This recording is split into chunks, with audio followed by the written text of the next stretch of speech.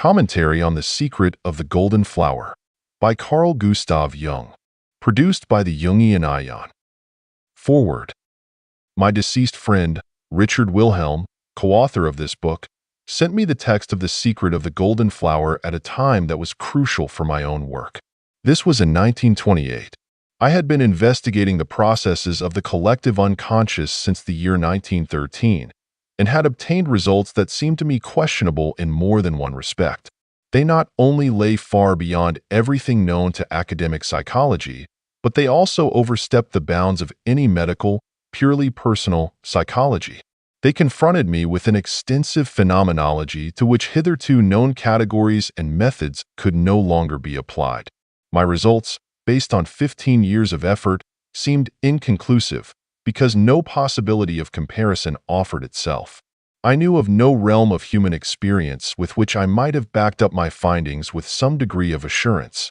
The only analogies, and these, I must say, were far removed in time, I found scattered among the reports of the heresiologists. This connection did not in any way ease my task. On the contrary, it made it more difficult, because the Gnostic systems consist only in small part of immediate psychic experiences, the greater part being speculative and systematizing recensions. Since we possess only very few complete texts, and since most of what is known comes from the reports of Christian opponents, we have, to say the least, an inadequate knowledge of the history as well as the content of this strange and confused literature, which is so difficult to evaluate. Moreover, considering the fact that a period of not less than 17 to 1800 years separates us from that age, support from that quarter seemed to me extraordinarily risky. Again, the connections were for the most part of a subsidiary nature and left gaps at just the most important points, so that I found it impossible to make use of the Gnostic material. The text that Wilhelm sent me helped me out of this difficulty. It contained exactly those items I had long sought for in vain among the Gnostics. Thus, the text afforded me a welcome opportunity to publish, at least in provisional form, some of the essential results of my investigations at that time. It seemed to me a matter of no importance that The Secret of the Golden Flower is not only a Taoist text concerned with Chinese yoga, but is also an alchemical treatise. A deeper study of the Latin treatises has taught me better and has shown me that the alchemical character of the text is of prime significance, though I shall not go into this point more closely here. I would only like to emphasize that it was the text of the Golden Flower that first put me on the right track. For in medieval alchemy, we have the long-sought connecting link between gnosis and the processes of the collective unconscious that can be observed in modern man. I would like to take this opportunity to draw attention to certain misunderstandings to which even well-informed readers of this book have succumbed.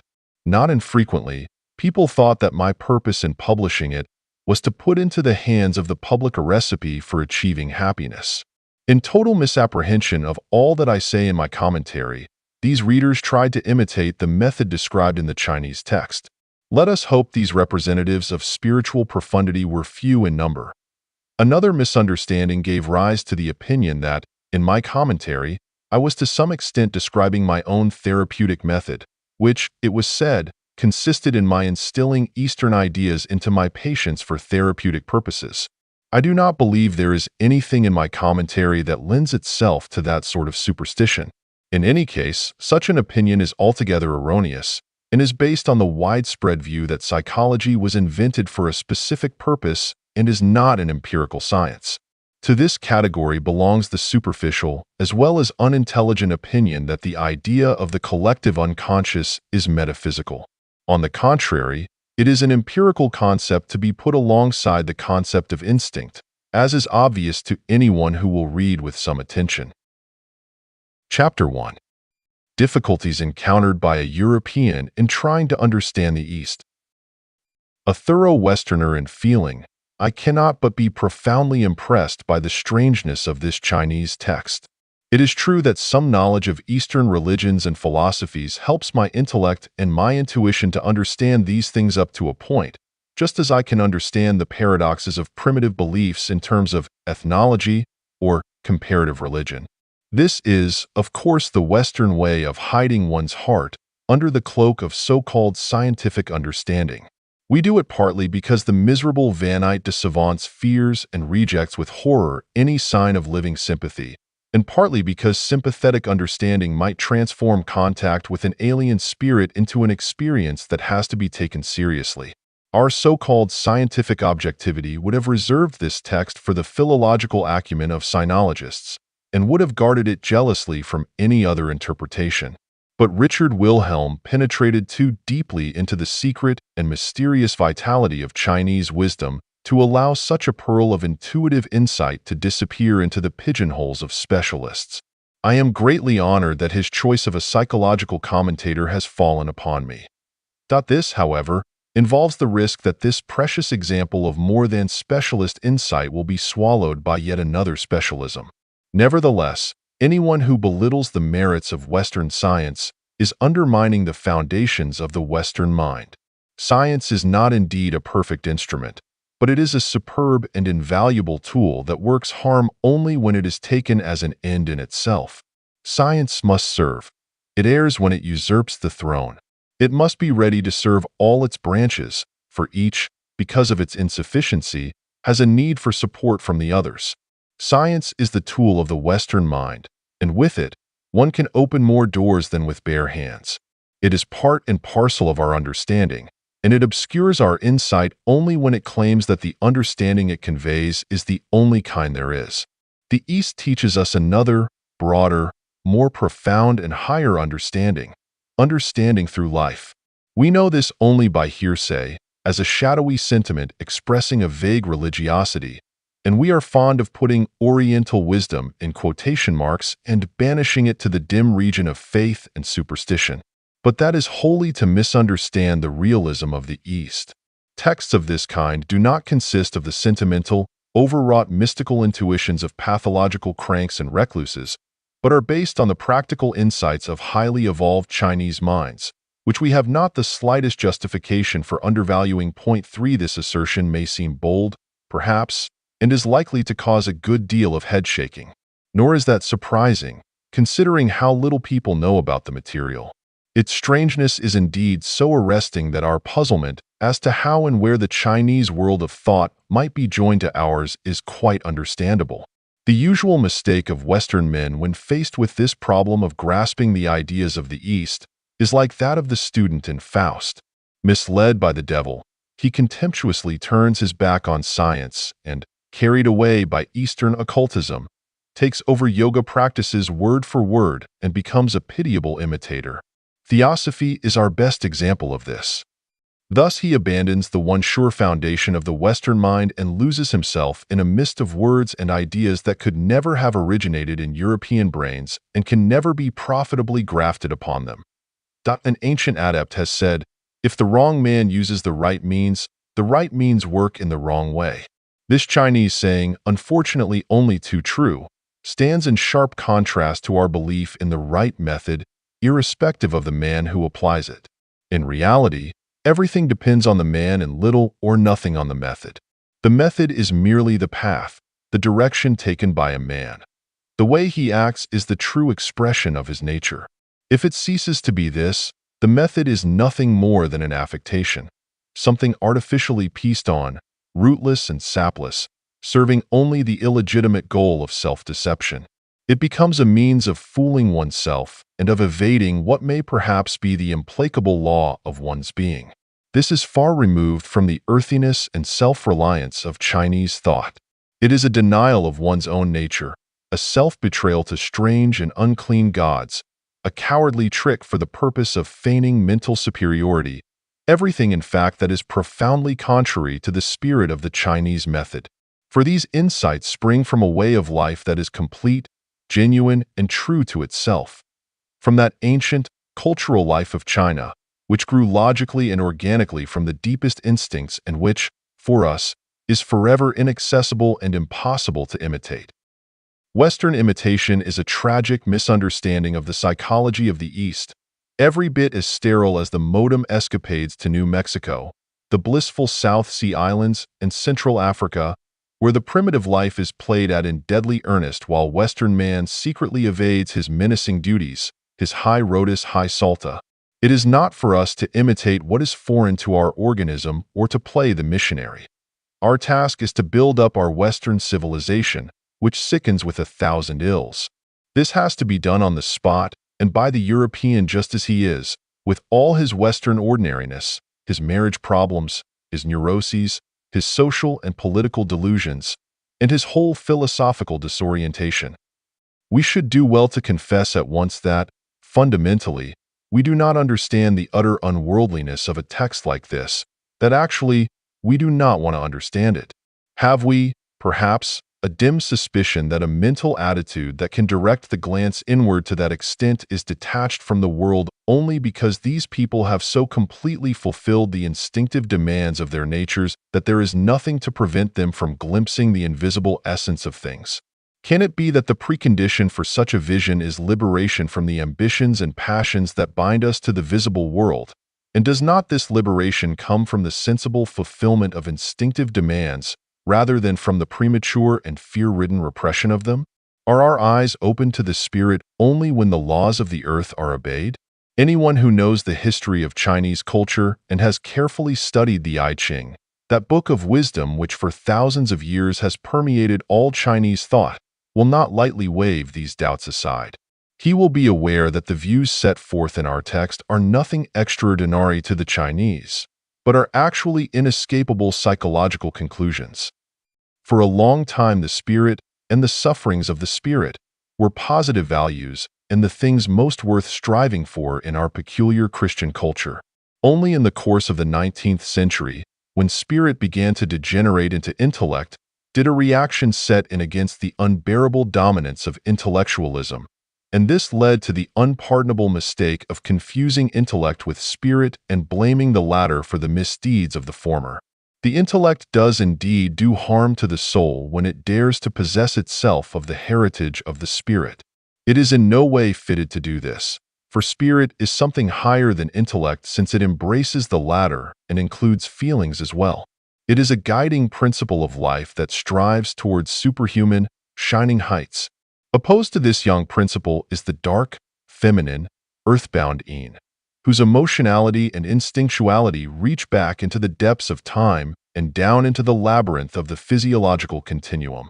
No doubt these are purely intuitive ideas, but one can hardly dispense with them if one is trying to understand the nature of the human psyche. The Chinese could not do without them because, as the history of Chinese philosophy shows, they never strayed so far from the central psychic facts as to lose themselves in a one-sided overdevelopment and overvaluation of a single psychic function. They never failed to acknowledge the paradoxicality and polarity of all life. The opposites always balanced one another, a sign of high culture. One-sidedness, though it lends momentum, is a mark of barbarism. The reaction that is now beginning in the West against the intellect in favor of feeling, or in favor of intuition, seems to me a sign of cultural advance, a widening of consciousness beyond the narrow confines of a tyrannical intellect. I have no wish to depreciate the tremendous differentiation of the Western intellect. Compared with it, the Eastern intellect must be described as childish. Naturally, this has nothing to do with intelligence.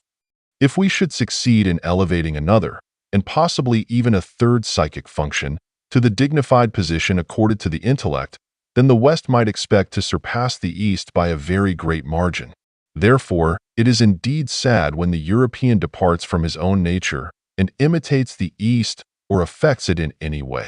The possibilities open to him would be so much greater if he would remain true to himself and evolve out of his own nature all that the East has brought forth in the course of the millennia. In general, and looked at from the incurably externalistic standpoint of the intellect, it would seem as if the things the East values so highly were not worth striving for. Certainly, the intellect alone cannot comprehend the practical importance Eastern ideas might have for us, and that is why it can classify them as philosophical and ethnological curiosities and nothing more. The lack of comprehension goes so far that even learned sinologists have not understood the practical use of the I Ching, and consider the book to be no more than a collection of abstruse magic spells. Chapter 2. Modern psychology offers a possibility of understanding. Observations made in my practical work have opened up to me a quite new and unexpected approach to Eastern wisdom.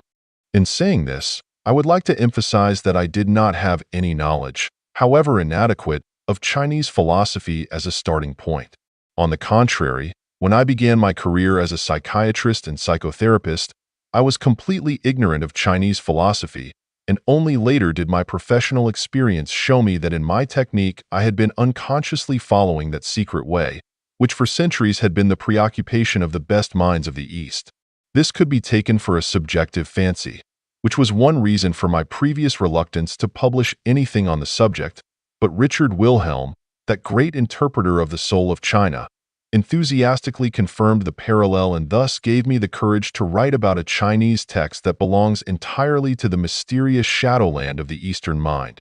At the same time, and this is the extraordinary thing, its content forms a living parallel to what takes place in the psychic development of my patients, none of whom is Chinese.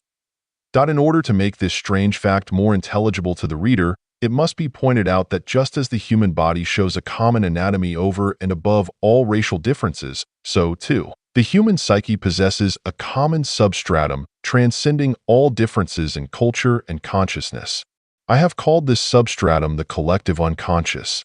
The collective unconscious is simply the psychic expression of the identity of brain structure, irrespective of all racial differences. This explains the analogy, sometimes even identity, between the various myth motifs and symbols and the possibility of human communication in general. The various lines of psychic development start from one common stock whose roots reach back into the most distant past. This also accounts for the psychological parallelisms with animals. In purely psychological terms, this means that mankind has common instincts of ideation and action. All conscious ideation and action have developed on the basis of these unconscious archetypal patterns and always remain dependent on them. This is especially the case when consciousness has not attained any high degree of clarity, when in all its functions it is more dependent on the instincts than on the conscious will, more governed by affect than by rational judgment. This ensures a primitive state of psychic health, but it immediately becomes lack of adaptation when circumstances arise that call for a higher moral effort. Instincts suffice only for a nature that remains more or less constant. An individual who is guided more by the unconscious than by conscious choice therefore tends towards marked psychic conservatism. This is the reason why the primitive does not change in the course of thousands of years, and also why he fears anything strange and unusual. It might easily lead to maladaptation, and thus to the greatest psychic dangers, to a kind of neurosis, in fact. A higher and wider consciousness resulting from the assimilation of the unfamiliar tends, on the other hand, towards autonomy and rebels against the old gods, who are nothing other than those mighty, primordial images that hitherto have held our consciousness in thrall. The stronger and more independent our consciousness becomes, and with it the conscious will, the more the unconscious is thrust into the background, and the easier it is for the evolving consciousness to emancipate itself from the unconscious, archetypal pattern. Gaining in freedom, it bursts the bonds of mere instinctuality and finally reaches a condition of instinctual atrophy. This uprooted consciousness can no longer appeal to the authority of the primordial images. It has Promethean freedom, but it also suffers from godless hybris. It soars above the earth and above mankind, but the danger of its sudden collapse is there, not of course in the case of every individual, but for the weaker members of the community who then, again like Prometheus, are chained to the Caucasus of the unconscious. The wise Chinese would say in the words of the I Ching, "When Yang has reached its greatest strength, the dark power of Yin is born within its depths, for night begins at midday when Yang breaks up and begins to change into Yin." The doctor is in a position to see this cycle of changes translated literally into life.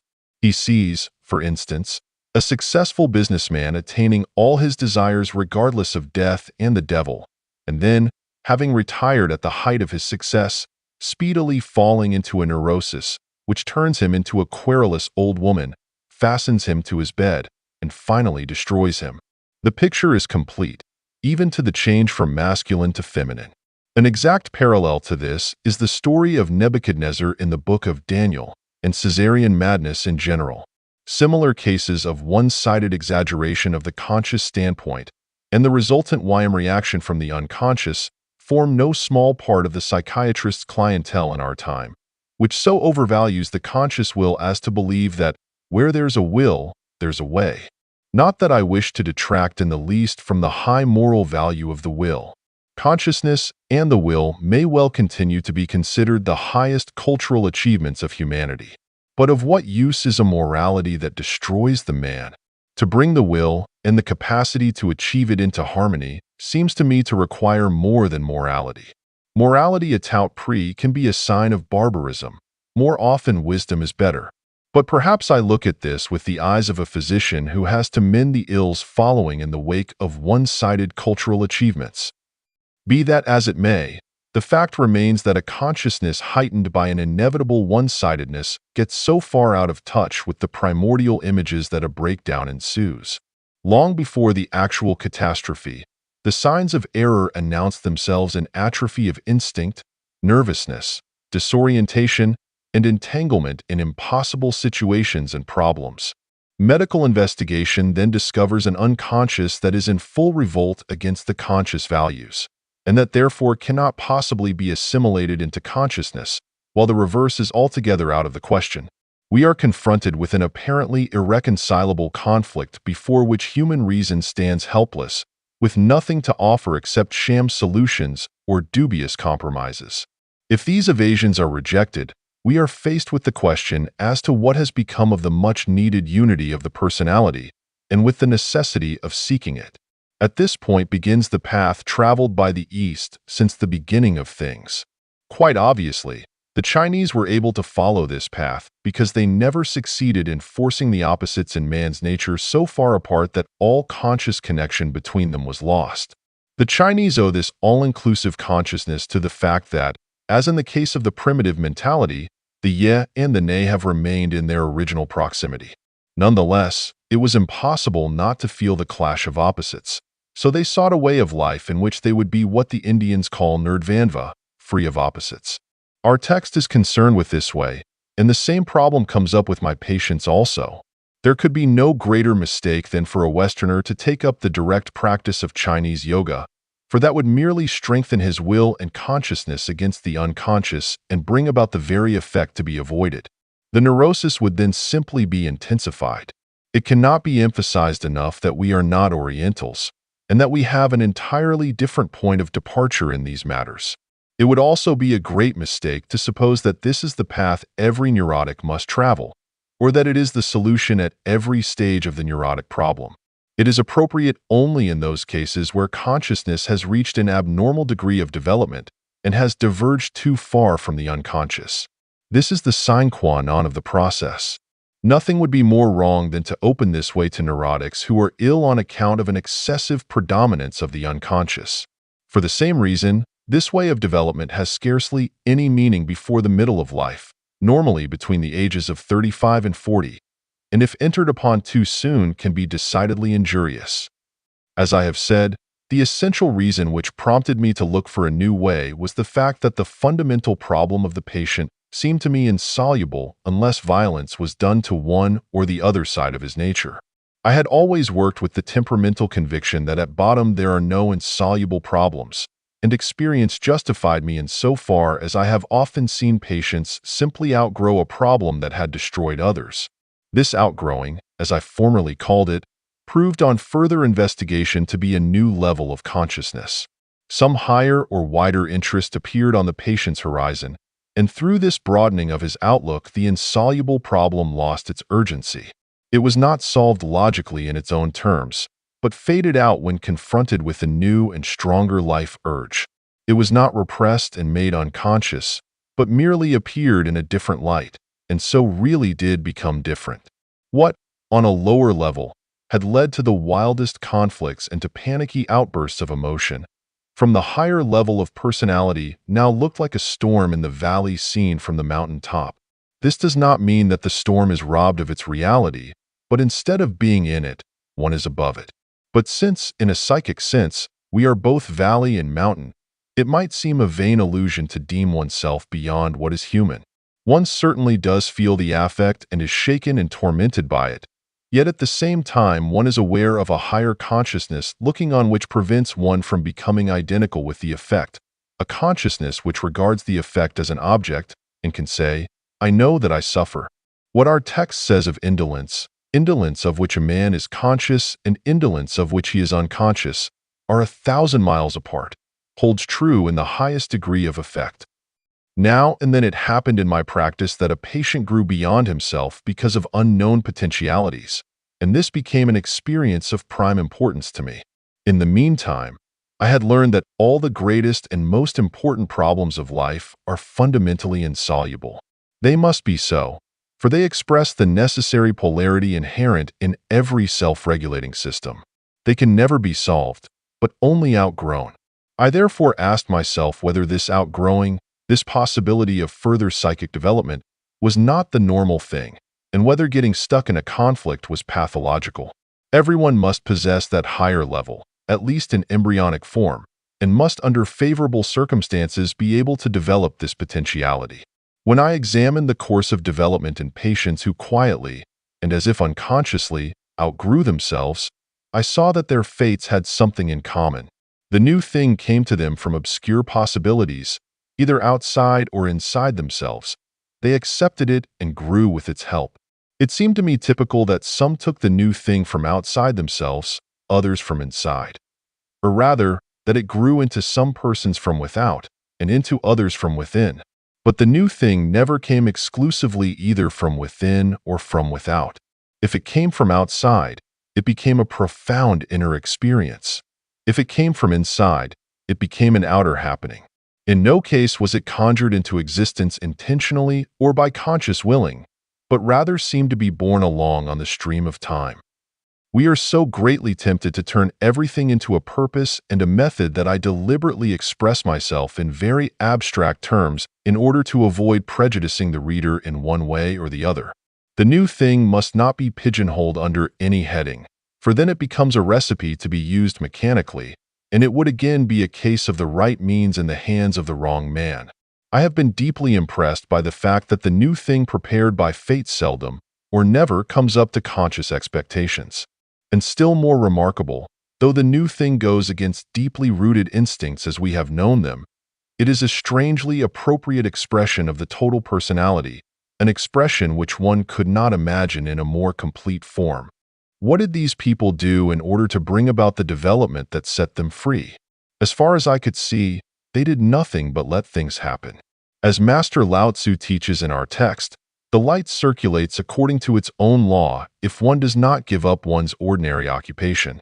The art of letting things happen, action through non-action, letting go of oneself as taught by Meister Eckhart, became for me the key that opens the door to the way. We must be able to let things happen in the psyche. For us, this is an art of which most people know nothing. Consciousness is forever interfering, helping, correcting, and negating, never leaving the psychic processes to grow in peace. It would be simple enough, if only simplicity were not the most difficult of all things. To begin with, the task consists solely in observing objectively how a fragment of fantasy develops. Nothing could be simpler, and yet right here the difficulties begin. Apparently one has no fantasy fragments, or yes, there's one, but it is too stupid. Dozens of good reasons are brought against it. One cannot concentrate on it. It is too boring. What would come of it anyway? It is nothing but this or that and so on. The conscious mind raises innumerable objections. In fact, it often seems bent on blotting out the spontaneous fantasy activity in spite of real insight and in spite of the firm determination to allow the psychic process to go forward without interference. Occasionally, there is a veritable cramp of consciousness. If one is successful in overcoming the initial difficulties, criticism is still likely to start in afterwards in the attempt to interpret the fantasy, to classify it, to aestheticize it, or to devalue it. The temptation to do this is almost irresistible.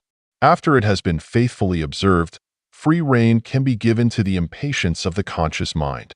In fact, it must be given, or obstructive resistances will develop. But each time the fantasy material is to be produced, the activity of consciousness must be switched off again. In most cases, The results of these efforts are not very encouraging at first. Usually they consist of tenuous webs of fantasy that give no clear indication of their origin or their goal. Also, the way of getting at the fantasies varies with individuals. For many people, it is easiest to write them down. Others visualize them, and others again draw or paint them with or without visualization. If there is a high degree of conscious cramp, often only the hands are capable of fantasy. They model or draw figures that are sometimes quite foreign to the conscious mind. These exercises must be continued until the cramp in the conscious mind is relaxed. In other words, until one can let things happen, which is the next goal of the exercise. In this way, a new attitude is created, an attitude that accepts the irrational and the incomprehensible simply because it is happening. This attitude would be poison for a person who is already overwhelmed by the things that happen to him, but it is of the greatest value for one who selects, from among the things that happen, only those that are acceptable to his conscious judgment, and is gradually drawn out of the stream of life into a stagnant backwater. At this point, the way traveled by the two types mentioned earlier seems to divide. Both have learned to accept what comes to them. As Master Lao Tzu teaches, when occupations come to us, we must accept them. When things come to us, we must understand them from the ground up. One man will now take chiefly what comes to him from outside, and the other what comes from inside. Moreover, the law of life demands that what they take from outside and inside will be the very things that were always excluded before. This reversal of one's nature brings an enlargement, a heightening and enrichment of the personality if the previous values are retained alongside the change, provided that these values are not mere illusions. If they are not held fast, the individual will swing too far to the other side, slipping from fitness into unfitness, from adaptedness into unadaptedness, and even from rationality into insanity. The way is not without danger. Everything good is costly, and the development of personality is one of the most costly of all things. It is a matter of saying yet to oneself, of taking oneself as the most serious of tasks, of being conscious of everything one does, and keeping it constantly before one's eyes in all its dubious aspects, truly a task that taxes us to the utmost. A Chinese can always fall back on the authority of his whole civilization. If he starts on the long way, he is doing what is recognized as being the best thing he could possibly do. But the Westerner who wishes to set out on this way, if he is really serious about it, has all authority against him, intellectual, moral, and religious. That is why it is infinitely easier for him to imitate the Chinese way and leave the troublesome European behind him, or else to seek the way back to the medievalism of the Christian Church and barricade himself behind the walls separating true Christians from the poor heathen and other ethnographic curiosities encamped outside. Aesthetic or intellectual flirtations with life and fate come to an abrupt halt here.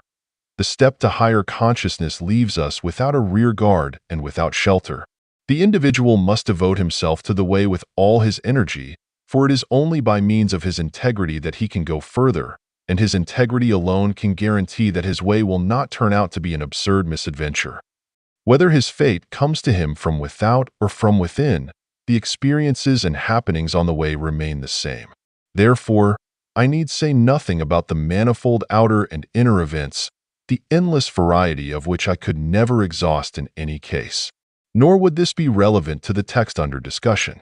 On the other hand, there is much to be said about the psychic states that accompany the process of development. These states are expressed symbolically in our text, and in the very same symbols that for many years have been familiar to me from my practice. Chapter 3. The Fundamental Concepts. Concept number 1. Tao. The great difficulty in interpreting this and similar texts for the European is that the author always starts from the central point, from the point we would call the goal, the highest and ultimate insight he has attained.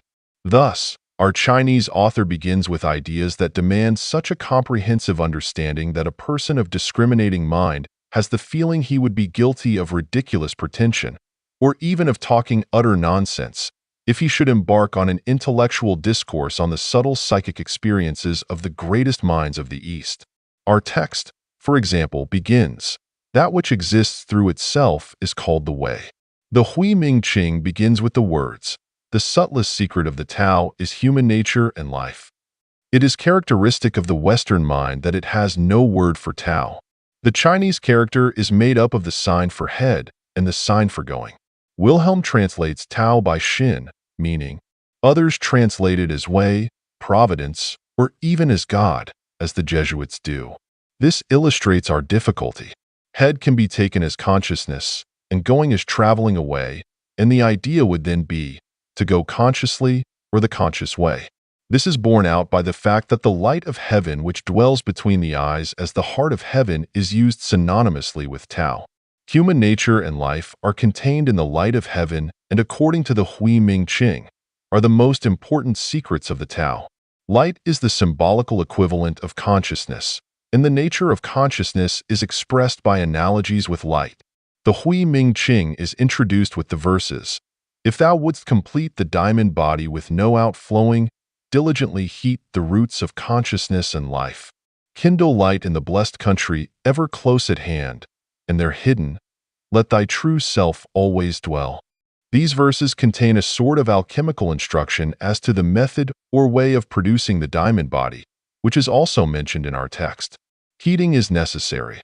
That is, there must be an intensification of consciousness in order that light may be kindled in the dwelling place of the true self. Not only consciousness, but life itself must be intensified. The union of these two produces conscious life. According to the Hui Ming Qing, the ancient sages knew how to bridge the gap between consciousness and life because they cultivated both. In this way, the Shelley, the immortal body, is melted out and the great Tao is completed. If we take the Tao to be the method or conscious way by which to unite what is separated, we have probably come close to the psychological meaning of the concept. At all events, the separation of consciousness and life cannot very well be understood as anything else than what I described earlier as an aberration or uprooting of consciousness. There can be no doubt, either, that the realization of the opposite hidden in the unconscious, the process of reversal, signifies reunion with the unconscious laws of our being, and the purpose of this reunion is the attainment of conscious life, or, expressed in Chinese terms, the realization of the Tao. Concept number 2. The circular movement and the center. As I have pointed out, the union of opposites on a higher level of consciousness is not a rational thing, nor is it a matter of will. It is a process of psychic development that expresses itself in symbols. Historically, this process has always been represented in symbols, and today the development of personality is still depicted in symbolic form. I discovered this fact in the following way. The spontaneous fantasy products I discussed earlier become more profound and gradually concentrate into abstract structures that apparently represent principles in the sense of Gnostic archai. When the fantasies take the form chiefly of thoughts, intuitive formulations of dimly felt laws or principles emerge, which at first tend to be dramatized or personified. We shall come back to these again later. If the fantasies are drawn, symbols appear that are chiefly of the mandala type. Mandala means circle, more especially a magic circle. Mandalas are found not only throughout the East but also among us. The early Middle Ages are especially rich in Christian mandalas. Most of them show Christ in the center, with the four evangelists, or their symbols, at the cardinal points. This conception must be a very ancient one, because Horus and his four sons were represented in the same way by the Egyptians. It is known that Horus with his four sons has close connections with Christ and the four evangelists. An unmistakable and very interesting mandala can be found in Jacob Boehm's book 40 Questions Concerning the Soul. It is clear that this mandala represents a psychocosmic system strongly colored by Christian ideas. Boehm calls it the philosophical eye or the mirror of wisdom, by which is obviously meant a summa of secret knowledge. Most mandalas take the form of a flower, cross, or wheel, and show a distinct tendency towards a quaternary structure reminiscent of the Pythagorean tetractys, the basic number. Mandalas of this sort also occur as sand paintings in the religious ceremonies of the Pueblo and Navajo Indians. But the most beautiful mandalas are, of course, those of the East, especially the ones found in Tibetan Buddhism, which also contain the symbols mentioned in our text. Mandala drawings are often produced by the mentally ill, among them persons who certainly did not have the least idea of any of the connections we have discussed. Among my patients, I have come across cases of women who did not draw mandalas but danced them instead. In India, there is a special name for this, mandala nritya, the mandala dance. The dance figures express the same meanings as the drawings.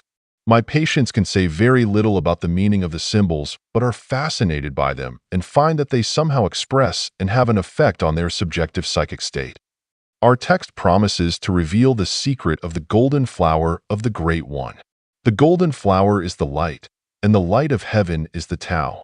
The golden flower is a mandala symbol I have often met with in the material brought me by my patients. It is drawn either seen from above as a regular geometric pattern, or in profile as a blossom growing from a plant. The plant is frequently a structure in brilliant fiery colors growing out of a bed of darkness and carrying the blossom of light at the top, a symbol recalling the Christmas tree. Such drawings also suggest the origin of the golden flower, for according to the Hui Ming Qing, the germinal vesicle is the dragon castle at the bottom of the sea. Other synonyms are the yellow castle, the heavenly heart, the terrace of living, the square-inch field of the square-foot house, the purple hall of the city of jade, the dark pass, the space of former heaven. It is also called the boundary region of the snow mountains, the primordial pass, the kingdom of greatest joy, the boundless country, the altar upon which consciousness and life are made. If a dying man does not know this germinal vesicle, says the Hui Ming Qing, he will not find the unity of consciousness and life in 1,000 births, nor in 10,000 eons. The beginning, where everything is still one, and which therefore appears as the highest goal, lies at the bottom of the sea, in the darkness of the unconscious. In the germinal vesicle, consciousness and life, or human nature and life, Xingming, are still a unity, inseparably mixed like the sparks in the refining furnace. Within the germinal vesicle is the fire of the ruler. All the sages began their work at the germinal vesicle. Note the fire analogies. I know a series of European mandala drawings in which something like a plant seed surrounded by membranes is shown floating in the water. Then, from the depths below, fire penetrates the seed and makes it grow, causing a great golden flower to unfold from the germinal vesicle. This symbolism refers to a quasi-alchemical process of refining and dennobling. Darkness gives birth to light. Out of the lead of the water region grows the noble gold. What is unconscious becomes conscious in the form of a living process of growth. Indian Kundalini Yoga offers a perfect analogy. In this way, the union of consciousness and life takes place. When my patients produce these mandala pictures, it is naturally not the result of suggestion. Similar pictures were being made long before I knew their meaning or their connection with the practices of the East, which, at that time, were wholly unknown to me. The pictures arise quite spontaneously and from two sources. One source is the unconscious, which spontaneously produces fantasies of this kind. The other is life, which, if lived with utter devotion, brings an intuition of the self, of one's own individual being. When the self finds expression in such drawings, the unconscious reacts by enforcing an attitude of devotion to life. 4. In complete agreement with the Eastern view, the mandala is not only a means of expression but also produces an effect. It reacts upon its maker. Age-old magical effects lie hidden in this symbol, for it is derived from the protective circle or charm circle, whose magic has been preserved in countless folk customs.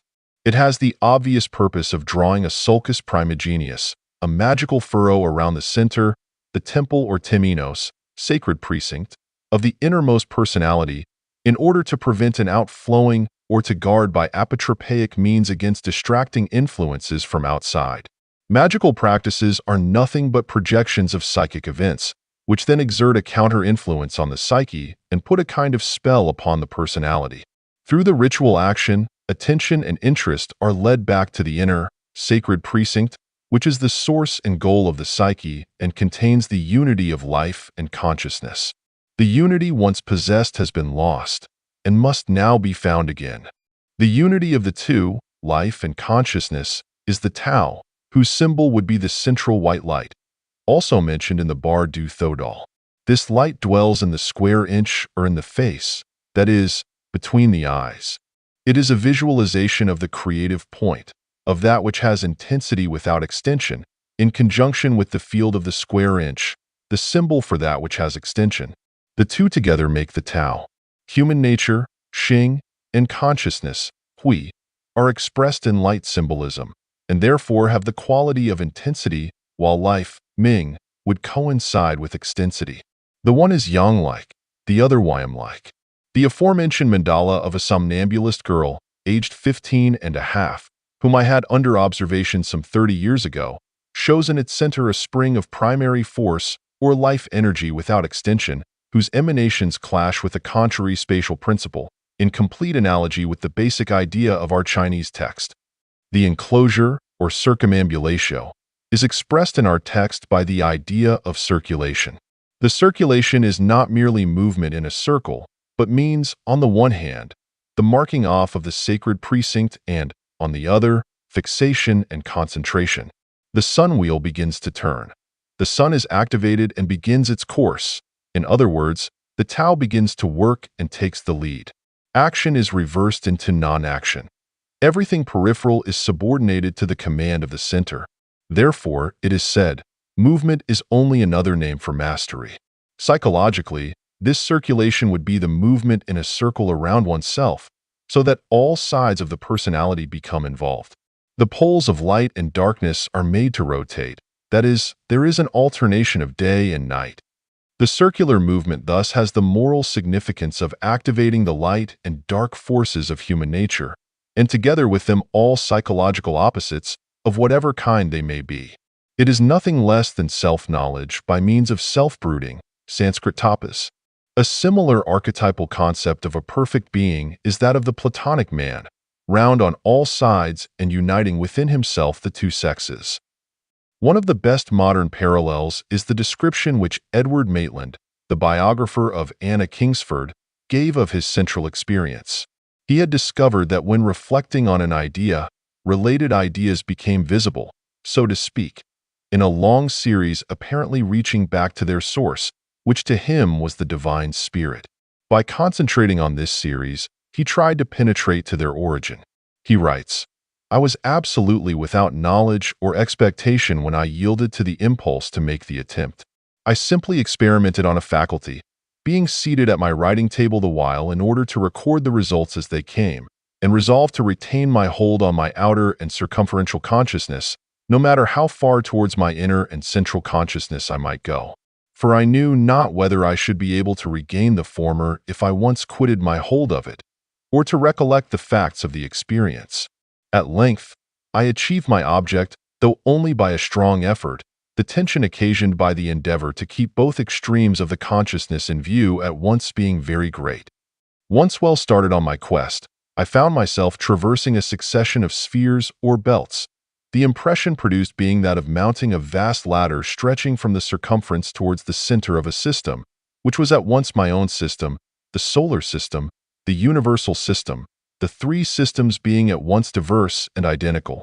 Presently, by a supreme, and what I felt must be a final effort, I succeeded in polarizing the whole of the convergent rays of my consciousness into the desired focus, and at the same instant, as if through the sudden ignition of the rays thus fused into a unity, I found myself confronted with a glory of unspeakable whiteness and brightness, and of a luster so intense as well nigh to beat me back. But though feeling that I had to explore further, I resolved to make assurance doubly sure by piercing if I could the almost blinding luster and seeing what it enshrined. With a great effort I succeeded, and the glance revealed to me that which I had felt must be there. It was the dual form of the sun. The unmanifest made manifest, the unformulated formulate, the unindividuated individuate. God is the Lord, proving through his duality that God is substance as well as force, love as well as will, feminine as well as masculine, mother as well as father. He found that God is two in one, like man. Besides this, he noticed something that our text also emphasizes, namely suspension of breathing. He says ordinary breathing stopped and was replaced by an internal respiration, as if by breathing of a distinct personality within and other than the physical organism. He took this being to be the entelechy of Aristotle and the inner Christ of the Apostle Paul, the spiritual and substantial individuality engendered within the physical and phenomenal personality, and representing, therefore, the rebirth of man on a plane transcending the material. This genuine experience contains all the essential symbols of our text.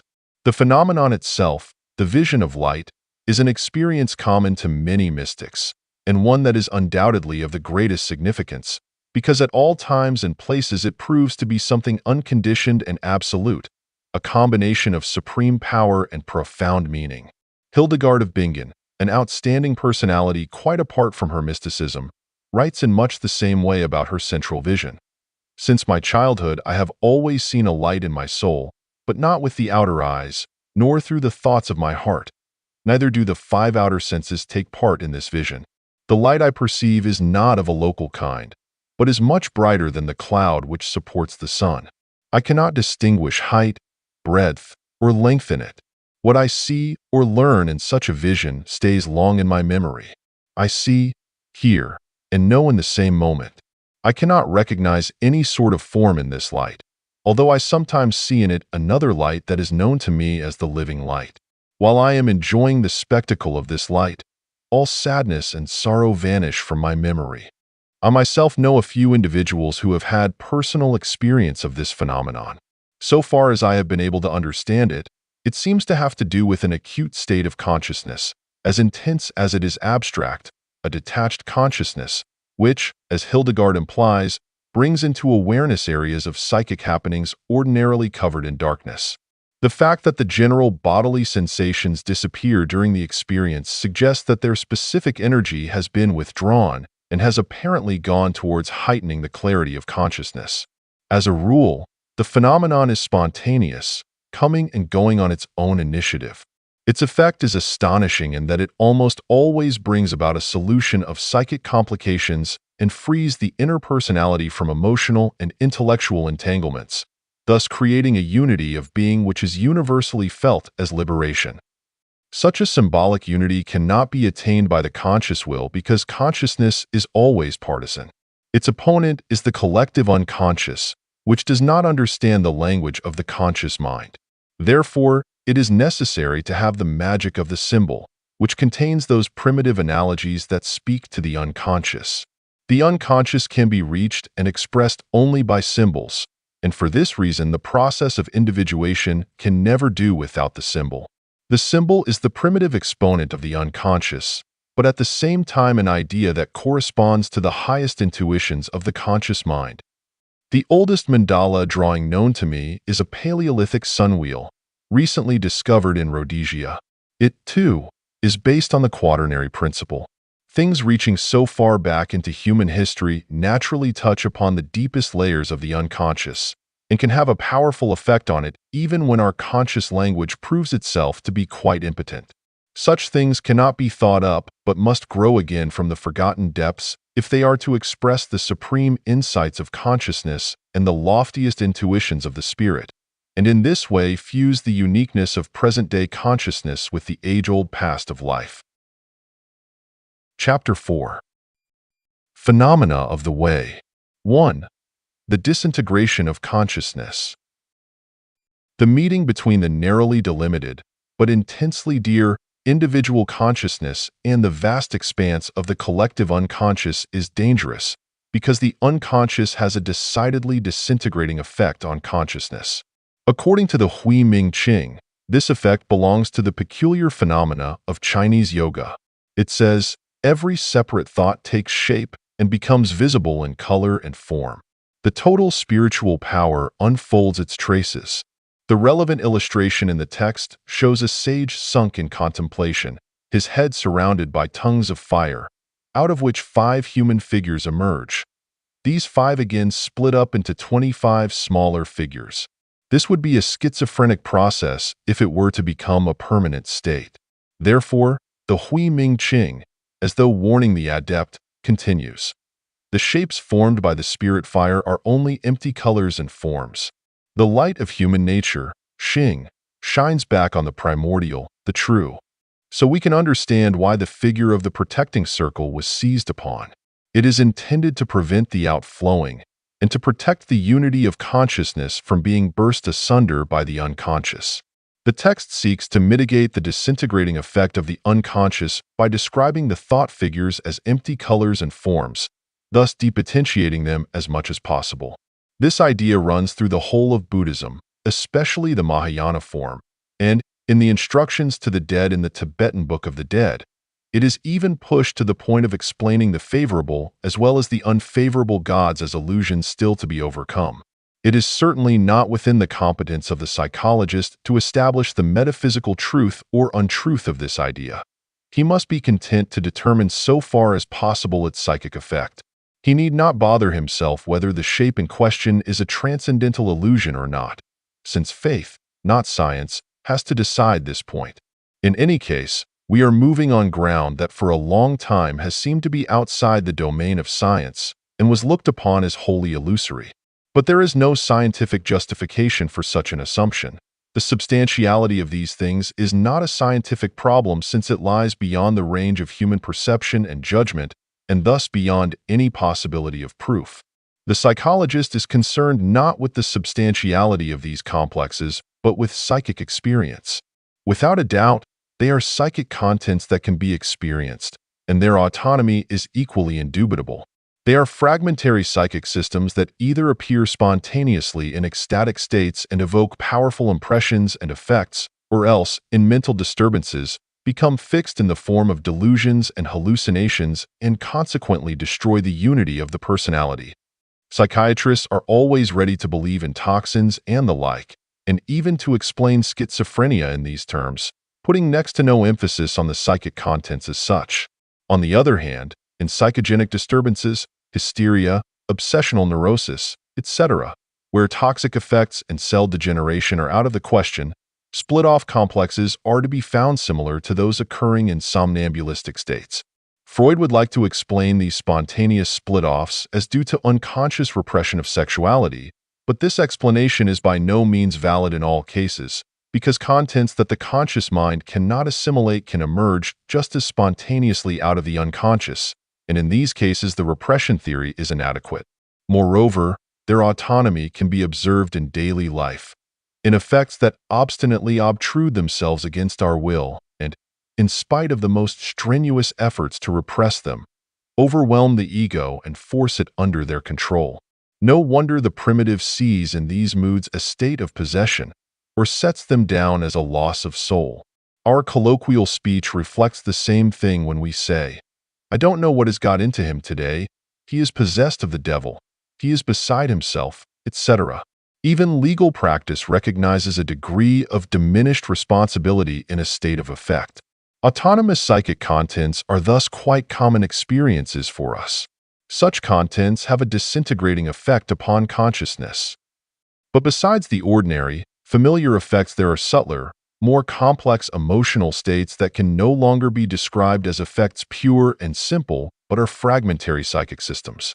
The more complicated they are, the more they have the character of personalities. As constituents of the psychic personality, they necessarily have the character of persons.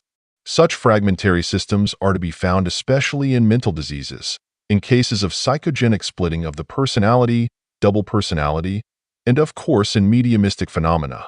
They are also encountered in the phenomenology of religion. Many of the earlier gods developed from persons into personified ideas, and finally into abstract ideas. Activated unconscious contents always appear at first as projections upon the outside world, but in the course of mental development they are gradually assimilated by consciousness and reshaped into conscious ideas that then forfeit their originally autonomous and personal character. As we know, some of the old gods have become, via astrology, nothing more than descriptive attributes: martial, jovial, saturnine, erotic, logical, lunatic, and so on. The instructions of the Tibetan Book of the Dead in particular help us to see how great is the danger that consciousness will be disintegrated by these figures. Again and again the dead are instructed not to take these shapes for truth, not to confuse their murky appearance with the pure white light of Dharmakaya, the divine body of truth.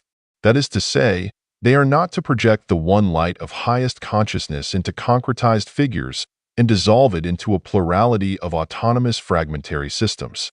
If there were no danger of this, and if these systems did not represent menacingly autonomous and disintegrative tendencies, such urgent instructions would not be necessary.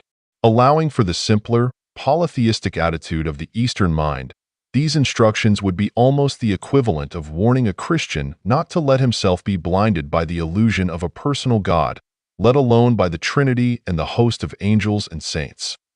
If tendencies towards dissociation were not inherent in the human psyche, fragmentary psychic systems would have never been split off. In other words, neither spirits nor gods would ever have come into existence. That is also the reason why our time has become so utterly godless and profane. We lack all knowledge of the unconscious psyche and pursue the cult of consciousness to the exclusion of all else. Our true religion is a monotheism of consciousness, a possession by it, coupled with a fanatical denial of the existence of fragmentary autonomous systems. But we differ from the Buddhist yoga doctrines in that we even deny that these systems are experienceable. This entails a great psychic danger because the autonomous systems then behave like any other repressed contents. They necessarily induce wrong attitudes, since the repressed material reappears in consciousness in a spurious form. This is strikingly evident in every case of neuroses, and also holds true for the collective psychic phenomena. Our time has committed a fatal error. We believe we can criticize the facts of religion intellectually. Like Laplace, we think God is a hypothesis that can be subjected to intellectual treatment, to be affirmed or denied. We completely forget that the reason mankind believes in the demon has nothing whatever to do with external factors, but is simply due to a naive awareness of the tremendous inner effect of autonomous fragmentary systems. This effect is not abolished by criticizing it, or rather, the name we have given it, or by describing the name as false. The effect is collectively present all the time. The autonomous systems are always at work, for the fundamental structure of the unconscious is not affected by the deviations of our ephemeral consciousness. If we deny the existence of the autonomous systems, imagining that we have got rid of them by a mere critique of the name, then the effect which they still continue to exert can no longer be understood, nor can they be assimilated to consciousness. They become an inexplicable source of disturbance, which we finally assume must exist somewhere outside ourselves. The resultant projection creates a dangerous situation in that the disturbing effects are now attributed to a wicked will outside ourselves, which is naturally not to be found anywhere but with our neighbor de l'autre côte de la rivière. This leads to collective delusions, incidents, revolutions, war, in a word, to destructive mass psychoses. Insanity is possession by an unconscious content that, as such, is not assimilated to consciousness, nor can it be assimilated since the very existence of such contents is denied. This attitude is equivalent to saying, we no longer have any fear of God and believe that everything is to be judged by human standards. This hybris or narrowness of consciousness is always the shortest way to the insane asylum. I recommend the excellent account of this problem in H. G. Wells's novel Christina Alberta's Father and Schreiber's memoirs of My Nervous Illness. It must stir a sympathetic chord in the enlightened European when it is said in the Hui Ming Ching that the shapes formed by the spirit fire are only empty colors and forms. That sounds thoroughly European and seems to suit our reason to a T. We think we can congratulate ourselves on having already reached such a pinnacle of clarity, imagining that we have left all these phantasmal gods far behind. But what we have left behind are only verbal specters, not the psychic facts that were responsible for the birth of the gods. We are still as much possessed by autonomous psychic contents as if they were Olympians. Today they are called phobias, obsessions, and so forth. In a word, neurotic symptoms. The gods have become diseases. Zeus no longer rules Olympus, but rather the solar plexus, and produces curious specimens for the doctor's consulting room, or disorders the brains of politicians and journalists who unwittingly let loose psychic epidemics on the world. So it is better for Western man if he does not know too much about the secret insights of the Oriental sages to begin with, for, as I have said, it would be a case of the right means in the hands of the wrong man. Instead of allowing himself to be convinced once more that the demon is an illusion, he ought to experience once more the reality of this illusion. He should learn to acknowledge these psychic forces anew, and not wait until his moods, nervous states, and delusions make it clear in the most painful way that he is not the only master in his house. His dissociative tendencies are actual psychic personalities possessing a differential reality. They are real when they are not recognized as real and consequently projected. They are relatively real when they are brought into relationship with consciousness, in religious terms, when a cult exists, but they are unreal to the extent that consciousness detaches itself from its contents. This last stage, however, is reached only when life has been lived so exhaustively and with such devotion that no obligations remain unfulfilled, when no desires that cannot safely be sacrificed stand in the way of inner detachment from the world. It is futile to lie to ourselves about this. Wherever we are still attached, we are still possessed. And when we are possessed, there is one stronger than us who possesses us. Verily I say unto thee, thou shalt by no means come out thence, until thou hast paid the uttermost farthing. It is not a matter of indifference whether one calls something a mania or a god. To serve a mania is detestable and undignified, but to serve a god is full of meaning and promise because it is an act of submission to a higher, invisible, and spiritual being. The personification enables us to see the relative reality of the autonomous system, and not only makes its assimilation possible, but also depotentiates the demonic forces of life. When the god is not acknowledged, egomania develops, and out of this mania comes sickness. Yoga takes acknowledgement of the gods as something self-evident. Its secret instruction is intended only for those whose consciousness is struggling to disentangle itself from the demonic forces of life in order to enter into the ultimate undivided unity, the center of emptiness, where dwells the God of utmost emptiness and life, as our text says. To hear such a teaching is difficult to attain in thousands of eons. Evidently, the veil of Maya cannot be lifted by a merely rational resolve. It requires a most thoroughgoing and persevering preparation, consisting in the full payment of all debts to life. For as long as unconditional attachment through cupiditas exists, the veil is not lifted and the heights of a consciousness free of contents and free of illusion are not attained. Nor can any trick nor any deceit bring this about. It is an ideal that can ultimately be realized only in death. Until then, there are the real and relatively real figures of the unconscious. 2. Animus and anima. According to our text, among the figures of the unconscious, there are not only the gods, but also the animus and anima. The word hurt is translated by Wilhelm as animus.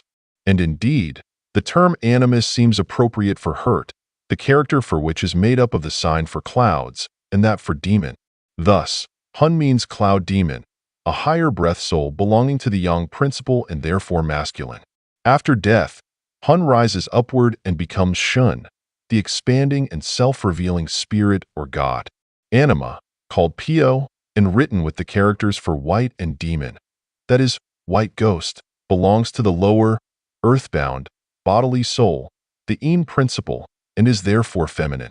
After death, it sinks downward and becomes K, demon, often explained as the one who returns, i.e., to earth, a revenant, a ghost. The fact that the animus and anima part after death and go their ways independently shows that, for the Chinese consciousness, they are distinguishable psychic factors. Originally, they were united in the one effective, true human nature, but in the house of the creative they are two. The animus is in the heavenly heart. By day, it lives in the eyes, i.e., in consciousness. At night, it houses in the liver. It is that which we have received from the great emptiness, that which is identical in form with the primal beginning. The anima, on the other hand, is the energy of the heavy and the turbid. It clings to the bodily, fleshly heart. Its effects are sensuous desires and impulses to anger. Whoever is somber and moody on waking is fettered to the anima. Many years ago, before Wilhelm acquainted me with this text, I used the term anima in a way quite analogous to the Chinese definition of Pio, and of course entirely apart from any metaphysical premise. To the psychologist, The anima is not a transcendental being but something quite within the range of experience, as the Chinese definition makes clear. Affective states are immediate experiences. Why, then, speak of the anima and not simply of moods? The reason is that affects have an autonomous character, and therefore most people are under their power. But affects are delimitable contents of consciousness, parts of the personality. As such, they partake of its character and can easily be personified, a process that still continues today, as I have shown. The personification is not an idle invention, since a person roused by affect does not show a neutral character but a quite distinct one, entirely different from his ordinary character. Careful investigation has shown that the affective character of a man has feminine traits. From this psychological fact derives the Chinese doctrine of the Pure Soul, as well as my own concept of the anima. Deeper introspection or ecstatic experience reveals the existence of a feminine figure in the unconscious, hence the feminine name. Anima, psyche, seal. The anima can be defined as the image or archetype or deposit of all the experiences of man with woman. As we know, the poets have often sung the anima's praises. The connection of anima with ghost in the Chinese concept is of interest to parapsychologists inasmuch as mediumistic controls are very often of the opposite sex. Although Wilhelm's translation of Hun as animus seems justified to me, nonetheless I had important reasons for choosing the term logos for a man's spirit, for his clarity of consciousness and his rationality, rather than the otherwise appropriate expression animus. Chinese philosophers are spared certain difficulties that aggravate the task of the Western psychologist. Like all mental and spiritual activity in ancient times, Chinese philosophy was exclusively a component of the masculine world. Its concepts were never understood psychologically, and therefore were never examined as to how far they also apply to the feminine psyche. But the psychologist cannot possibly ignore the existence of woman and her special psychology. For these reasons, I would prefer to translate Hun as it appears in Man by logos. Wilhelm in his translation uses logos for Xing, which can also be translated as essence of human nature or creative consciousness. After death, Hun becomes Shen, spirit, which is very close, in the philosophical sense, to Xing. Since the Chinese concepts are not logical in our sense of the word, but are intuitive ideas, their meanings can only be elicited from the ways in which they are used and from the constitution of the written characters, or from such relationships as obtain between Hun and Shun.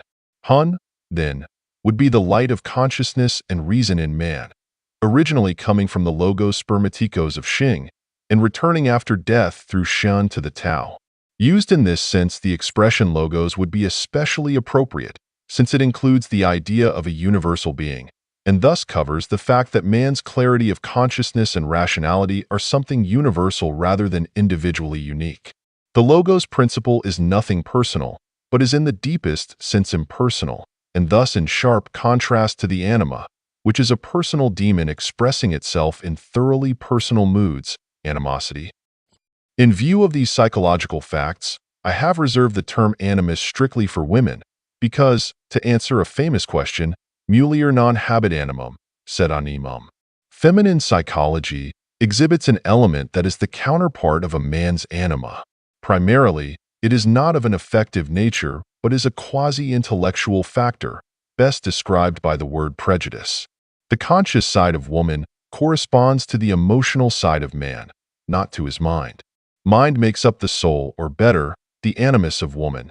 And just as the anima of a man consists of inferior relatedness, full of effect, so the animus of woman consists of inferior judgments, or better, opinions. As it is made up of a plurality of preconceived opinions, the animus is far less susceptible of personification by a single figure, but appears more often as a group or crowd. A good example of this from parapsychology is the imperator group in the case of Mrs. Piper. On a low level, the animus is an inferior logos, a caricature of the differentiated masculine mind, just as on a low level the anima is a caricature of the feminine eros. To pursue the parallel further, we could say that just as Hun corresponds to Xing, translated by Wilhelm as logos, so the eros of woman corresponds to Ming, fate, or destiny, interpreted by Wilhelm as eros. Eros is an interweaving. Logos is differentiating knowledge, clarifying light. Eros is relatedness. Logos is discrimination and detachment. Hence, the inferior logos of woman's animus appears as something quite unrelated, as an inaccessible prejudice, or as an opinion which, irritatingly enough, has nothing to do with the essential nature of the object. I have often been accused of personifying the anima and animus as mythology does, but this accusation would be justified only if it could be proved that I concretize these concepts in a mythological manner for psychological use. I must declare once and for all that the personification is not an invention of mine, but is inherent in the nature of the phenomena. It would be unscientific to overlook the fact that the anima is a psychic, and therefore a personal, autonomous system.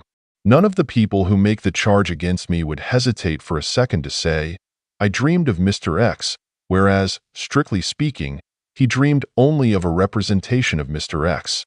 The anima is nothing but a representation of the personal nature of the autonomous system in question.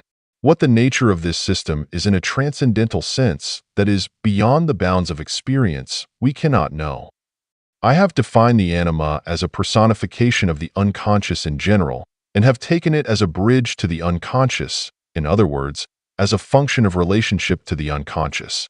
There is an interesting point in our text in this connection. The text says that consciousness, that is, the personal consciousness, comes from the anima. Since the Western mind is based wholly on the standpoint of consciousness, it must define the anima in the way I have done. But the East, based as it is on the standpoint of the unconscious, sees consciousness as an effect of the anima. And there can be no doubt that consciousness does originate in the unconscious. This is something we are apt to forget, and therefore we are always attempting to identify the psyche with consciousness, or at least to represent the unconscious as a derivative or an effect of consciousness, as in the Freudian repression theory. But, for the reasons given above, it is essential that we do not detract from the reality of the unconscious, and that the figures of the unconscious be understood as real and effective factors. The person who has understood what is meant by psychic reality need have no fear that he has fallen back into primitive demonology.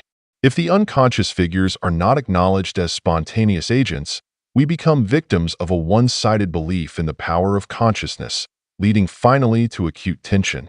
A catastrophe is then bound to happen because, for all our consciousness, the dark powers of the psyche have been overlooked.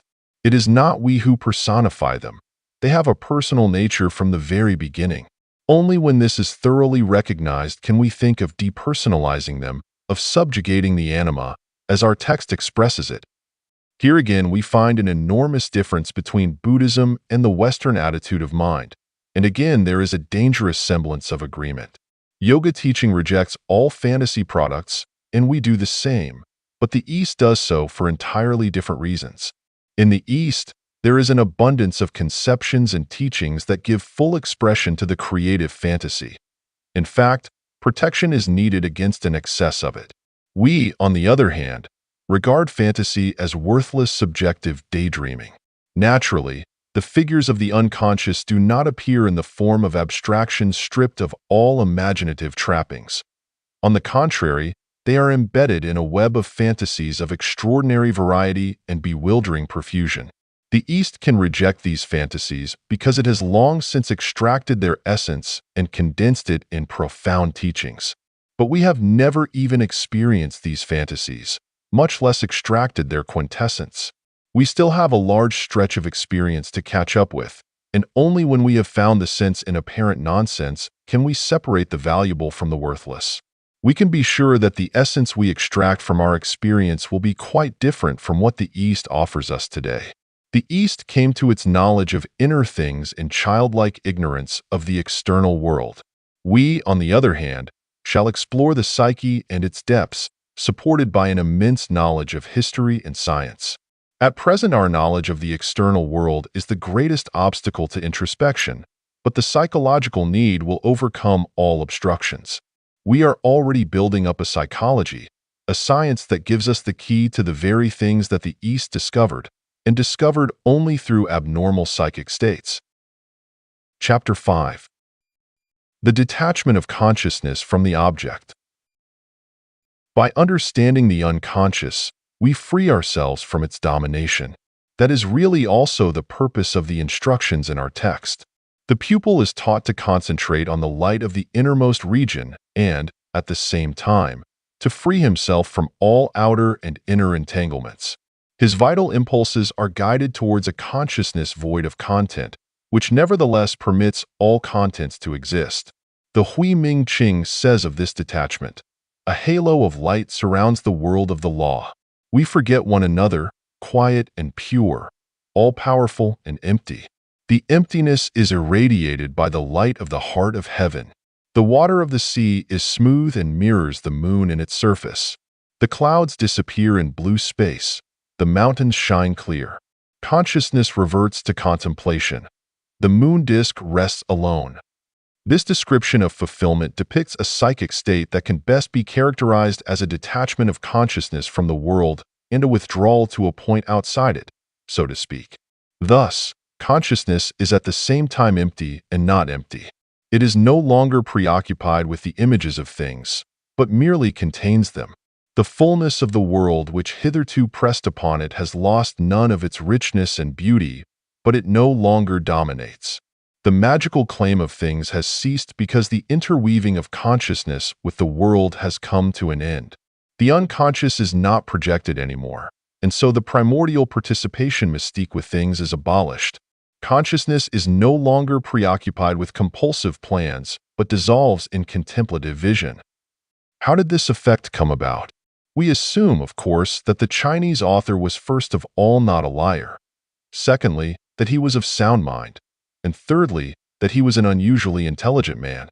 To understand and explain this detachment, we must proceed by a roundabout way. It is an effect that cannot be simulated. Nothing would be more childish than to make such a psychic state an object of aesthetic experiment. I know this effect very well from my practice. It is the therapeutic effect par excellence, for which I labor with my students and patients, and it consists in the dissolution of participation mystique. By a stroke of genius, Lévi-Brul singled out what he called participation mystique as being the hallmark of the primitive mentality. What he meant by it is simply the indefinitely large remnant of non-differentiation between subject and object, which is still so great among primitives that it cannot fail to strike our European consciousness very forcibly. When there is no consciousness of the difference between subject and object, an unconscious identity prevails. The unconscious is then projected into the object, and the object is introject into the subject, becoming part of his psychology. Then plants and animals behave like human beings. Human beings are at the same time animals, and everything is alive with ghosts and gods. Civilized man naturally thinks he is miles above these things. Instead of that, he is often identified with his parents throughout his life, or with his affects and prejudices, and shamelessly accuses others of the things he will not see in himself.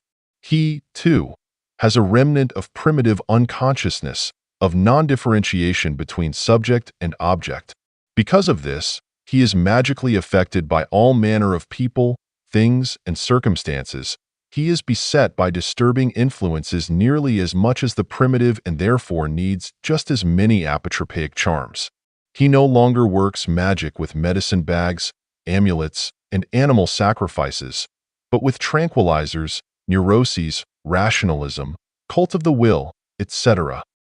But if the unconscious can be recognized as a co-determining factor along with consciousness, and if we can live in such a way that conscious and unconscious demands are taken into account as far as possible, then the center of gravity of the total personality shifts its position. It is then no longer in the ego, which is merely the center of consciousness, but in the hypothetical point between conscious and unconscious. This new center might be called the self. If the transposition is successful, it does away with the participation mystique and results in a personality that suffers only in the lower stories, as it were, but in its upper stories is singularly detached from painful as well as from joyful happenings.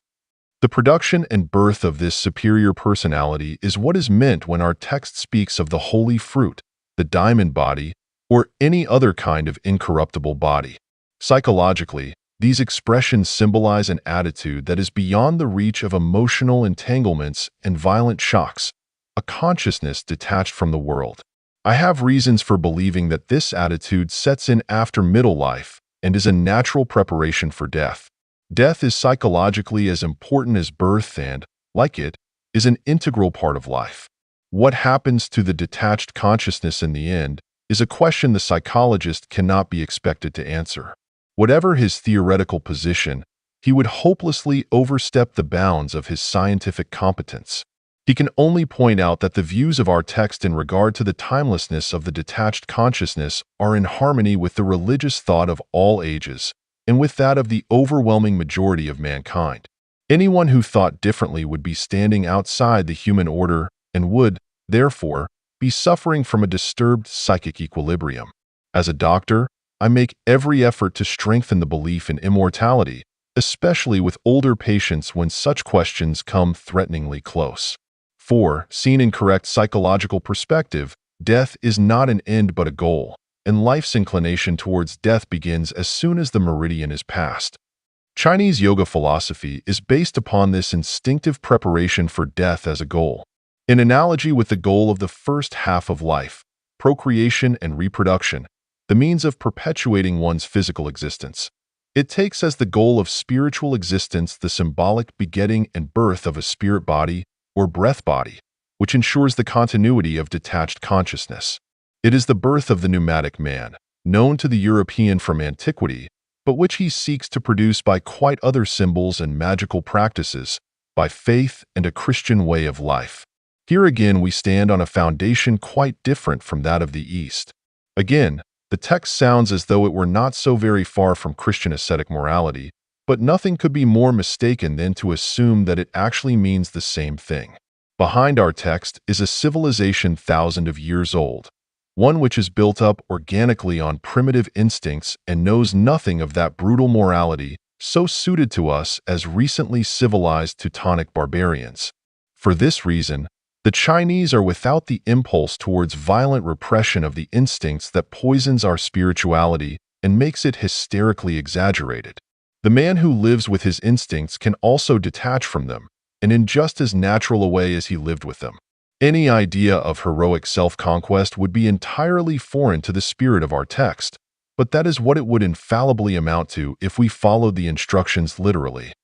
We must never forget our historical antecedents. Only a little more than 1,000 years ago, we stumbled out of the crudest beginnings of polytheism into a highly developed Oriental religion which lifted the imaginative minds of half-savages to a height that in no way corresponded to their spiritual development. In order to keep to this height in some fashion or other, it was inevitable that the instinctual sphere should be largely repressed. Thus, religious practice and morality took on a decidedly brutal, almost malignant, character. The repressed elements naturally did not develop, but went on vegetating in the unconscious, in their original barbarism.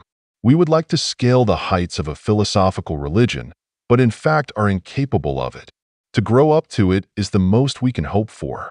The amphoras wound and the Faustian split in the Germanic man are still not healed. His unconscious is still loaded with contents that must first be made conscious before he can be free of them. Recently, I received a letter from a former patient which describes the necessary transformation in simple but trenchant words. She writes, "Out of evil, much good has come to me. By keeping quiet, repressing nothing, remaining attentive, and by accepting reality, taking things as they are and not as I wanted them to be. By doing all this, unusual knowledge has come to me, and unusual powers as well, such as I could never have imagined before.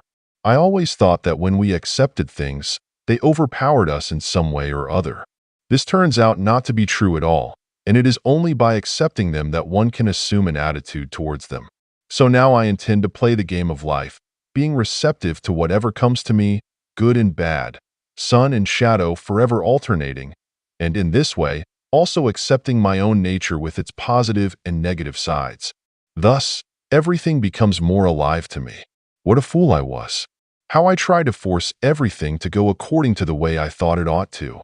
Only on the basis of such an attitude, which renounces none of the Christian values won in the course of Christian development, but which, on the contrary, tries with Christian charity and forbearance to accept even the humblest things in one's own nature, will a higher level of consciousness and culture become possible.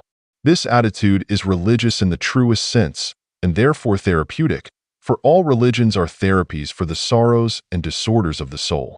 The development of the Western intellect and will has given us an almost fiendish capacity for aping such an attitude, with apparent success, despite the protests of the unconscious. But it is only a matter of time before the counterposition asserts itself all the more harshly. Aping an attitude always produces an unstable situation that can be overthrown by the unconscious at any time. A safe foundation is found only when the instinctive premises of the unconscious win the same respect as the views of the conscious mind. No one should blind himself to the fact that this necessity of giving due consideration to the unconscious runs violently counter to our Western, and in particular the Protestant, cult of consciousness. Yet, though the new always seems to be the enemy of the old, anyone with a more than superficial desire to understand cannot fail to discover that without the most serious application of the Christian values we have acquired, the new integration can never take place. Chapter 6. The Fulfillment.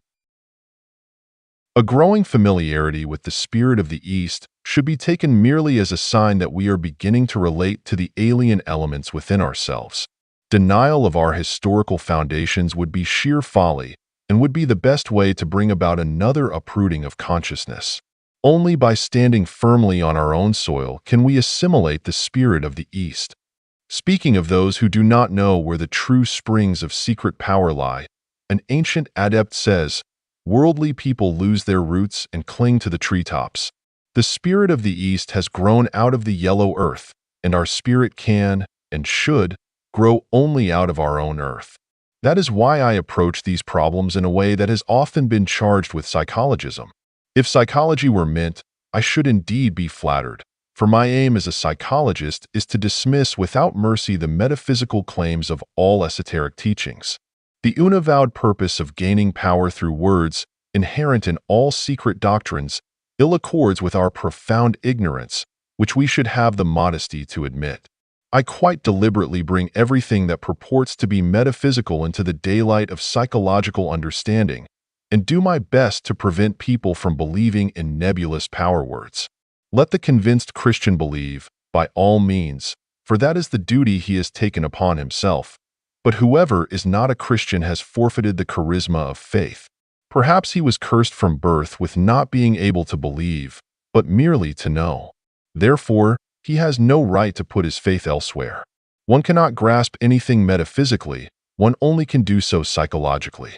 Therefore, I strip things of their metaphysical wrappings in order to make them objects of psychology. In that way, I can at least extract something understandable from them and avail myself of it. And I also discover psychological facts and processes that before were veiled in symbols and beyond my comprehension. In doing so, I may perhaps be following in the footsteps of the faithful and may possibly have similar experiences. And if in the end there should be something ineffably metaphysical behind it all, it would then have the best opportunity of showing itself. My admiration for the great philosophers of the East is as genuine as my attitude towards their metaphysics is irreverent. I suspect them of being symbolical psychologists, to whom no greater wrong could be done than to take them literally. If it were really metaphysics that they mean, it would be useless to try to understand them. But if it is psychology, we can not only understand them but can profit greatly by them, for then the so-called metaphysical comes within the range of experience. If I assume that God is absolute and beyond all human experience, he leaves me cold. I do not affect him, nor does he affect me. But if I know that he is a powerful impulse of my soul, at once I must concern myself with him, for then he can become important, even unpleasantly so, and can affect me in practical ways, which sounds horribly banal, like everything else that is real. The epithet psychologism applies only to a fool who thinks he has his soul in his pocket. There are certainly more than enough such fools, for although we know how to talk big about the soul, the depreciation of everything psychic is a typically Western prejudice. If I make use of the concept autonomous psychic complex, my reader immediately comes up with the ready-made prejudice that it is nothing but a psychic complex. How can we be so sure that the soul is nothing but? It is as if we did not know, or else continually forgot, that everything of which we are conscious is an image, and that image is psyche. The same people who think that God is depreciated if he is understood as something moved in the psyche, as well as the moving force of the psyche, i.e., as an autonomous complex, can be so plagued by uncontrollable affects and neurotic states that their wills and their whole philosophy of life fail them miserably. Is that a proof of the impotence of the psyche? Should Meister Eckhart be accused of psychologism when he says, God must be born in the soul again and again? I think the accusation of psychologism can be leveled only at an intellect that denies the genuine nature of the autonomous complex and seeks to explain it rationalistically as the consequence of known causes, i.e., as something secondary and unreal. This is just as arrogant as the metaphysical assertion that seeks to make a God outside the range of our experience responsible for our psychic states. Psychologism is simply the counterpart of this metaphysical presumption and is just as childish. Therefore, it seems to me far more reasonable to accord the psyche the same validity as the empirical world, and to admit that the former has just as much reality as the latter. As I see it, the psyche is a world in which the ego is contained. Maybe there are fishes who believe that they contain the sea.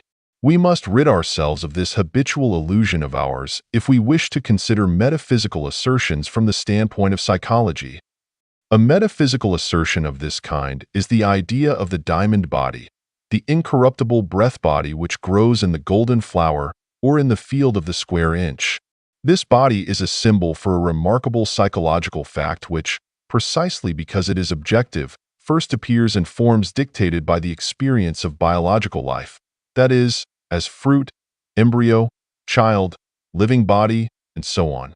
This fact could be best expressed by the words, "It is not I who live, it lives me." The illusion of the supremacy of consciousness makes us say, "I live." Once this illusion is shattered by a recognition of the unconscious will appear as something objective in which the ego is included.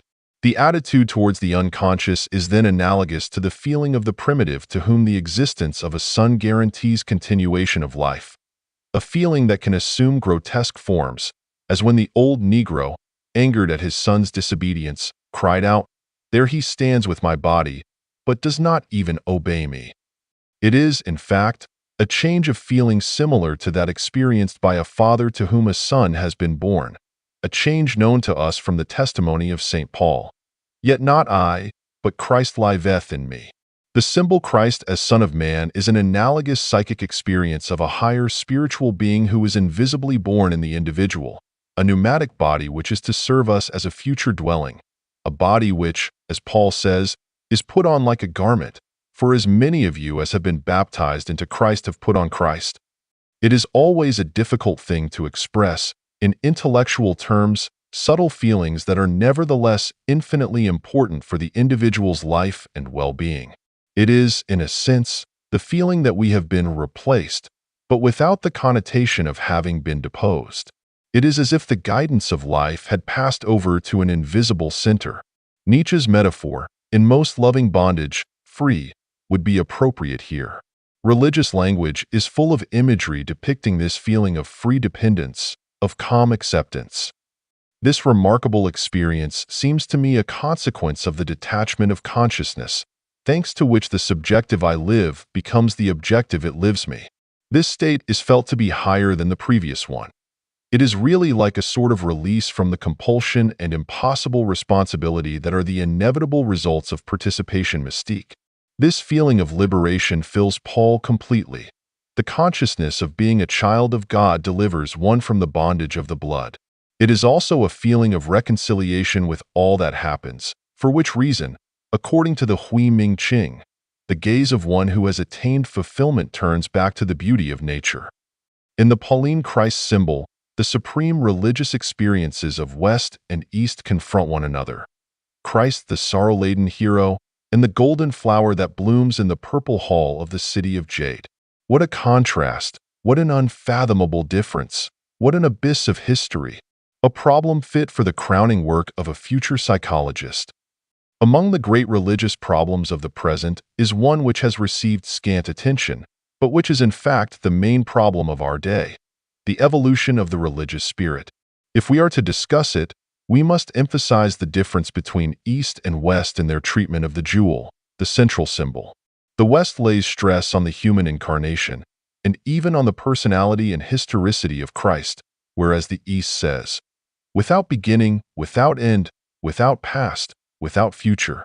The Christian subordinates himself to the superior divine person in expectation of his grace, but the Oriental knows that redemption depends on the work he does on himself. The Tao grows out of the individual. The Imitatio Christi has this disadvantage. In the long run, we worship as a divine example a man who embodied the deepest meaning of life, and then, out of sheer imitation, we forget to make real our own deepest meaning, self-realization. As a matter of fact, it is not altogether inconvenient to renounce one's own meaning. Had Jesus done so, he would probably have become a respectable carpenter and not a religious rebel to whom the same thing would naturally happen today as happened then. The imitation of Christ might well be understood in a deeper sense. It could be taken as the duty to realize one's deepest conviction with the same courage and the same self-sacrifice shown by Jesus. Happily, not everyone has the task of being a leader of humanity or a great rebel. And so, after all, it might be possible for each to realize himself in his own way. This honesty might even become an ideal. Since great innovations always begin in the most unlikely places, the fact that people today are not nearly as ashamed of their nakedness as they used to be might be the beginning of a recognition of themselves as they really are. Hard upon this will follow an increasing recognition of many things that formerly were strictly taboo, for the reality of the earth will not forever remain veiled like the Virgin's Volandi of Tertullian. Moral unmasking is but a step further in the same direction, and behold, there stands man as he is, and admits to himself that he is as he is. If he does this in a meaningless way, he is just a muddled fool. But if he knows the significance of what he is doing, he could belong to a higher order of man who makes real the Christ symbol, regardless of the suffering involved. It has often been observed that purely concrete taboos or magical rites in an early stage of a religion become in the next stage something psychic, or even purely spiritual symbols. An outward law becomes in the course of time an inward conviction. Thus, it might easily happen to contemporary man, especially Protestants, that the person Jesus, now existing outside in the realm of history, might become the higher man within himself. Then we would have attained, in a European way, the psychological state corresponding to Eastern Enlightenment. All this is a step in the evolution of a higher consciousness on its way to unknown goals, and is not metaphysics as ordinarily understood. To that extent it is only psychology, but to that extent, too, it is experienceable, understandable, and, thank God, real, a reality we can do something with, a living reality full of possibilities. The fact that I am content with what can be experienced psychically and reject the metaphysical does not amount, as any intelligent person can see, to a gesture of skepticism or agnosticism aimed at faith and trust in higher powers, but means approximately the same as what Kant meant when he called the thing in itself a merely negative borderline concept. Every statement about the transcendental is to be avoided because it is only a laughable presumption on the part of a human mind unconscious of its limitations. Therefore, when God or the Tao is named an impulse of the soul, or a psychic state, something has been said about the knowable only, but nothing about the unknowable, about which nothing can be determined. Chapter 7. Conclusion. The purpose of my commentary is to attempt to build a bridge of psychological understanding between East and West. The basis of every real understanding is man, and therefore I had to speak of human beings. This must be my excuse for having dealt only with general aspects and for not having entered into technical details. Technical directions are valuable for those who know, for example, what a camera is or a combustion engine, but they are useless for anyone who has no idea of such apparatus. Western man for whom I write is in an analogous position. Therefore, it seemed to me important above all to emphasize the agreement between the psychic states and symbolisms of East and West. These analogies open a way to the inner chambers of the Eastern mind, a way that does not require the sacrifice of our own nature and does not confront us with the threat of being torn from our roots. Nor is it an intellectual telescope or microscope, offering a view of no fundamental concern to us because it does not touch us. It is the way of suffering, seeking, and striving common to all civilized peoples. It is the tremendous experiment of becoming conscious, which nature has laid upon mankind, and which unites the most diverse cultures in a common task. Western consciousness is by no means the only kind of consciousness there is. It is historically conditioned and geographically limited and representative of only one part of mankind. The widening of our consciousness ought not to proceed at the expense of other kinds of consciousness. It should come about through the development of those elements of our psyche which are analogous to those of the alien psyche, just as the East cannot do without our technology, science, and industry. The European invasion of the East was an act of violence on a grand scale, and it has left us with the duty, noblesse oblige, of understanding the mind of the East. This is perhaps more necessary than we realize at present. This is the end of the book. Thank you for listening, and have a deep and insightful day.